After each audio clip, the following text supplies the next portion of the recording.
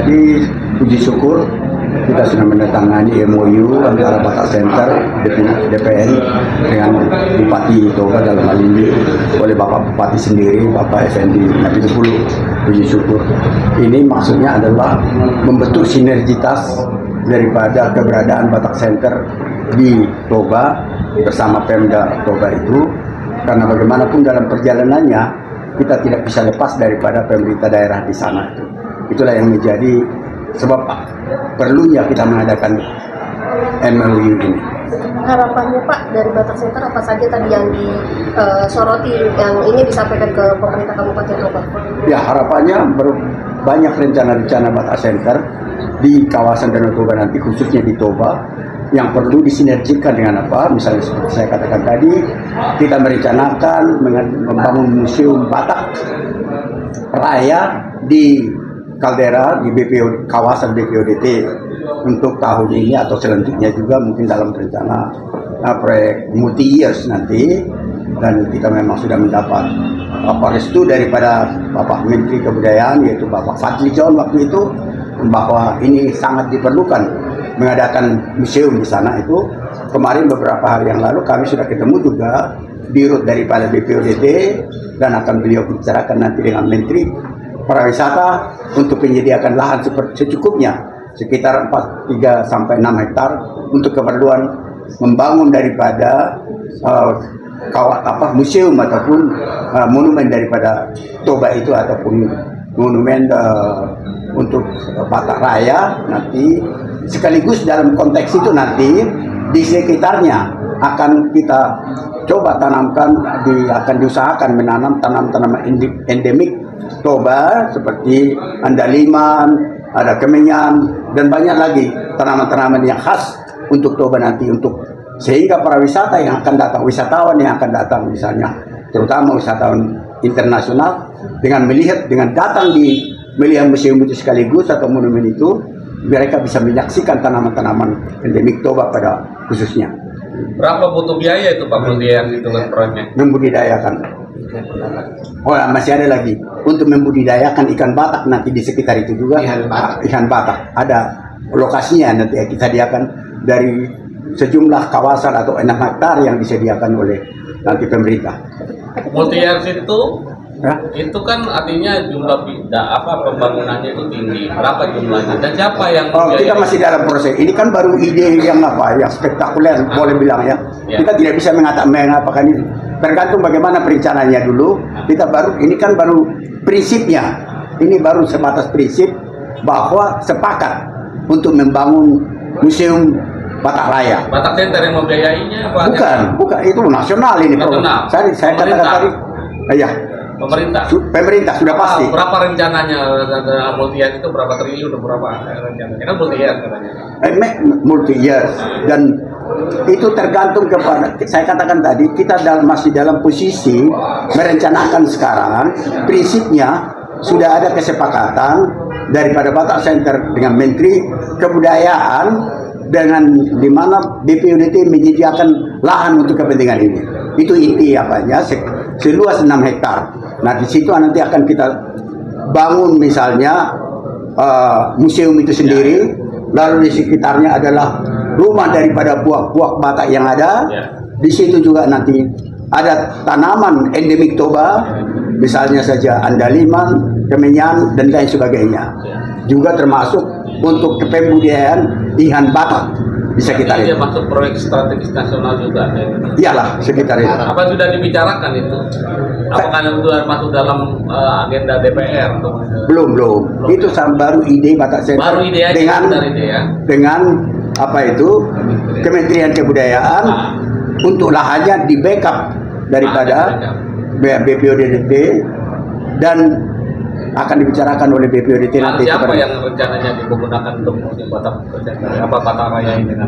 Lahan dari BPODT tadi, dari kawasan BPODT. Kawasan BPODT yang seperti kita ketahui kan ada kawasannya sekarang di situ sekitar 350 atau 400 hektar itu. Nah, dari situlah nanti diambil untuk disediakan untuk Batak Center, tidak untuk Batak Center sebetulnya, untuk nasional lah nih, untuk membangun apa yang saya katakan tadi. Kenapa Batak Center punya inisiatif itu? Nah, di situ Batak Center itu punya inisiatif sebagai lembaga yang bergerak di bidang itu. Ini dulu video wawancara NTV baru Oke, terima kasih Pak Sintong. Pak Effendi, izin Pak, soal MOU hari ini bagaimana Pak? Apa saja yang menjadi hasil dari kesepahaman bersama? Baik, pada hari ini kita telah menandatangani MOU dengan DPN Batak Center dari pemerintah daerah Kabupaten Toba, di mana ada beberapa hal yang nantinya memang akan kita lakukan penguatan, termasuk terkait dengan penguatan akan budaya dan nilai-nilai sejarah dari masyarakat Batak Toba. Jadi kita juga kemarin sebelum melakukan penandatanganan ini telah duduk bersama dengan teman-teman DPD Batak Center Kabupaten Toba yang nantinya dari beberapa kegiatan-kegiatan yang sudah dilaksanakan oleh teman-teman Batak Center di Toba ini akan kita kerjasamakan juga dengan beberapa organisasi perangkat daerah, apakah itu seperti Dinas Pendidikan, Dinas Pariwisata dan Kebudayaan, serta Dinas Pertanian dan OPD-OPD yang lain yang memang punya peluang untuk bisa membantu dari pemerintah daerah dan bisa dirasakan kehadirannya oleh masyarakat Toba. Sejauh mana pemerintah Kabupaten Toba ini mendukung apa yang sudah dan akan dilakukan Batak Center? Tadi kalau nggak salah tadi ada terkait dengan penguatan muatan lokal bahasa Batak dan beberapa tadi. Jadi memang di kesempatan yang sudah berlangsung dan dilakukan oleh teman-teman dari DPD Batak Center Toba, untuk kehadiran teman-teman dari Batak Center di Toba itu kita telah ada melakukan kegiatan dengan menghadirkan teman-teman dari Batak Center Toba itu untuk hadir di sekolah memberikan pelajaran aksara Batak dan memberikan pelajaran terkait dengan bahasa Batak, karena memang itu tidak masuk lagi di dalam kurikulum pendidikan. Jadi mungkin di beberapa kesempatan ini akan dilakukan penguatan-penguatan terkait dari program-program dari Batak Center, baik itu DPN dan Batak Center yang ada di Toba, untuk itu nantinya bisa dikolaborasikan dengan pemerintah daerah. Soal cagar budaya sendiri ini seperti apa Pak? Untuk lebih konkretnya nanti kita mungkin akan duduk bersama terlebih dahulu, sehingga apa yang memang mau diusulkan oleh teman-teman dari Batak Center untuk menjadi cagar budaya itu bisa kita bahas terlebih dahulu, karena terkait dengan penentuannya itu kan nantinya tidak hanya peran dari pemerintah daerah, tetapi harus membutuhkan persetujuan dari pemerintah pusat. Kalau untuk jangka dekatnya ini terkait dengan kerjasama ini apa Pak? Yang kita pastikan untuk kerjasama dalam waktu dekat ini adalah peran dari teman-teman Batak Center berkolaborasi dengan teman-teman OPD yang ada di pemerintah Kabupaten Toba untuk bisa langsung turun dan dirasakan oleh masyarakat. Pak Bupati, pertanyaan satu. Tadi Pak Bupati mengeluhkan soal Keramat Tamahan terkait pariwisata. Apa kira-kira yang harus dilakukan di kawasan Danau Toba, karena kita kawasan yang harusnya ramah tamah untuk wisatawan? Masalah sangat besar ini.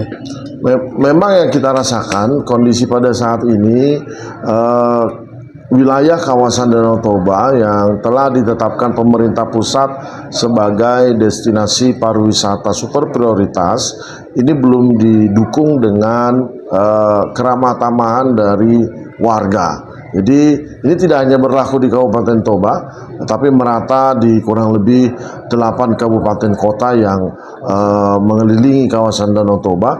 Tapi untuk di Kabupaten Toba, kita melalui Dinas Pariwisata, melalui beberapa dinas yang lain yang memang berkenaan dengan pelaksanaan untuk kegiatan-kegiatan pariwisata ini, kita sudah mohonkan dan arahkan warga kita supaya bisa lebih ramah lagi dan diberikan pelatihan-pelatihan serta diberikan contoh nyata oleh dinas-dinas terkait bagaimana dalam rangka memperlakukan wisatawan ataupun pengunjung yang hadir di wilayah kita di Danau Toba. Ada pelatihan untuk mereka nggak sih?